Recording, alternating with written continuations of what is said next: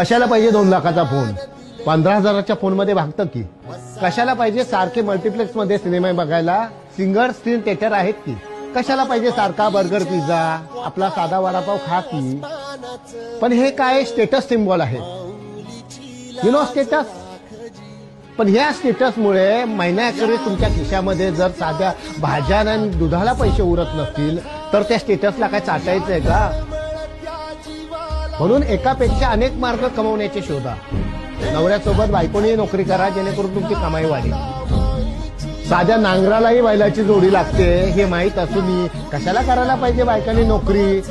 ही बुरसट कल्पना घेऊन बायकांची कोंडी करतात आणि एकाच्या जीवावर सगळे बसून खातात. मग प्रॉब्लेम येणार ना. चुकीच्या परंपरांना बघा, आयुष्य किती सुंदर असतं. आपल्या घरातल्या स्त्रीला कमी लेखू नका. तिला सन्मानाने आणि समानतेने वागण्याची मोकळीक द्या. कारण तुकडोजी महाराजांनी म्हटलं आहे की जिच्या हाती पाळण्याची दोरी ती जग उद्धारी. आणि माझं समत आहे की जिच्या हाती पाळण्याची दोरी तीच खऱ्या अर्थाने मनी मॅनेजमेंट सांभाळी.